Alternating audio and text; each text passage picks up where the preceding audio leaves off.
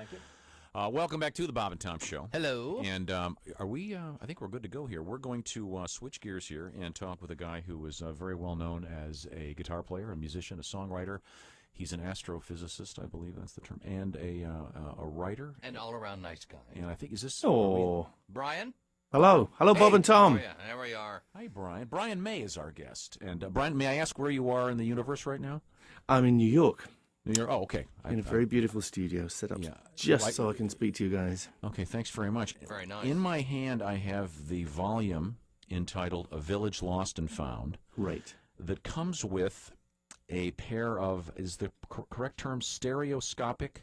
Well, it's a goggles? stereoscopic viewer. Yes, it's a stereoscope. Yes, which I designed. I'm very proud of this particular stereoscope.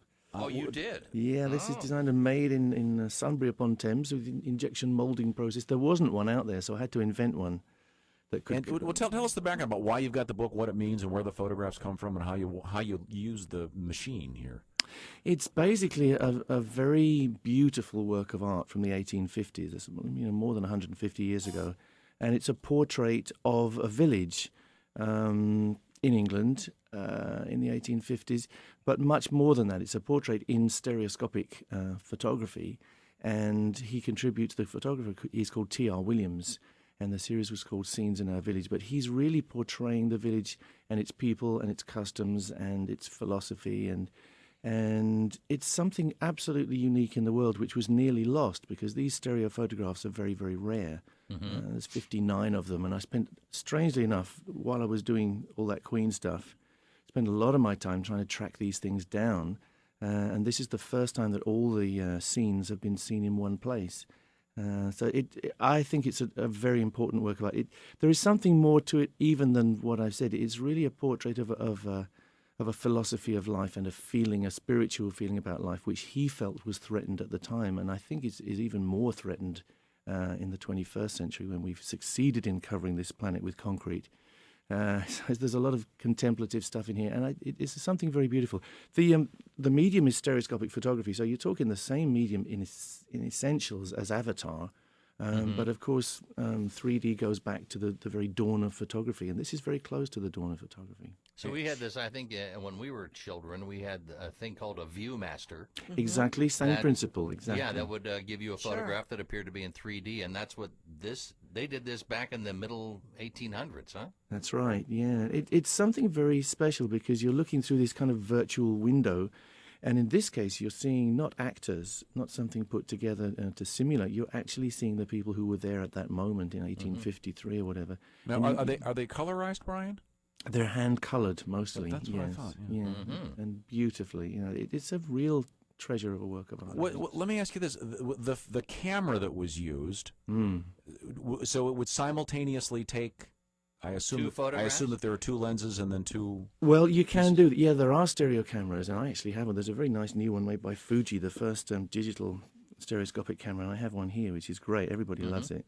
But in those days, he actually could have done that.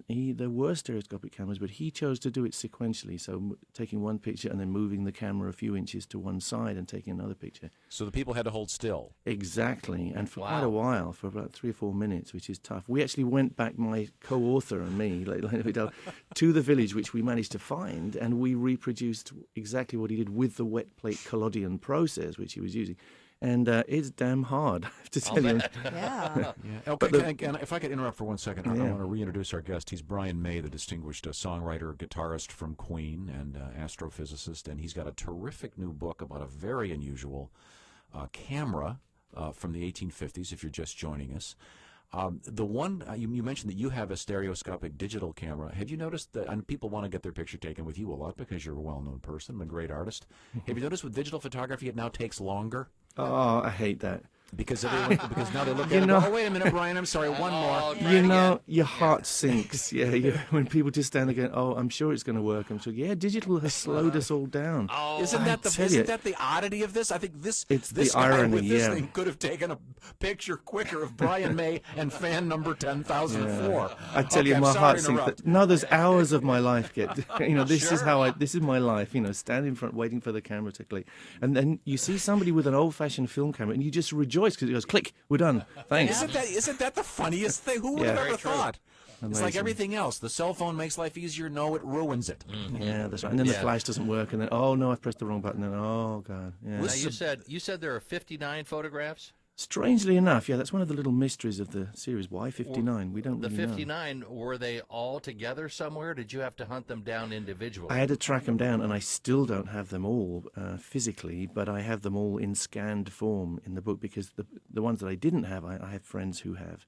There's a very small little kind of coterie of people who collect these things around the world. There's probably about 12 people who collect them, and luckily I know them all, and they were very kindly allowing me to scan their cards. So this is really a unique collection, and you can enjoy it. The key is enjoying it in stereo. You can read it as a book, and I think it's, I'm very proud of the book. But the fact that the viewer is there as part of the package means that you can go in there and you can see it all in 3D as the photographer intended. And then the real people. They are real. This is actually Long from time ago. 1853, you say? About that, yeah. It's almost like looking at a time machine. It really is, yeah. And I think in reading the book, you get a distinct impression of a very different way of living, a different pace of life. And the village is?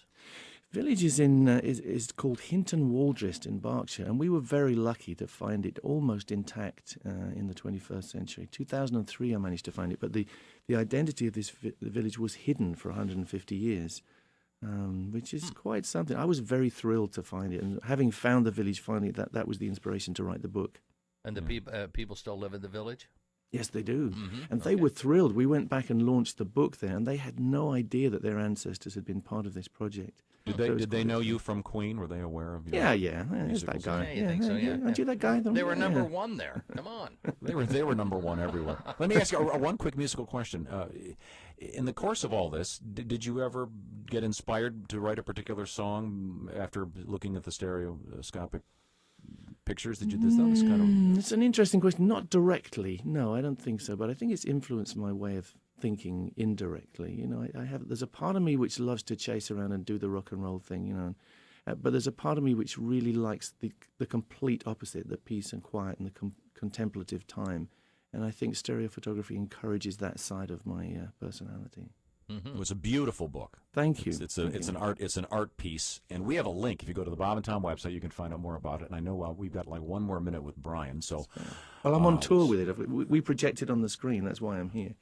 Now, with the thing you invented in order to view these, can you now view photographs with your stereo Fuji that you have now? Yes, they link up. Well, you can print out from the Fuji and in a card form, and you can put them in my viewer, which is called the OWL, the OWL, and they work absolutely magic. It's great. Yeah, so they go together very well. Wow. Okay.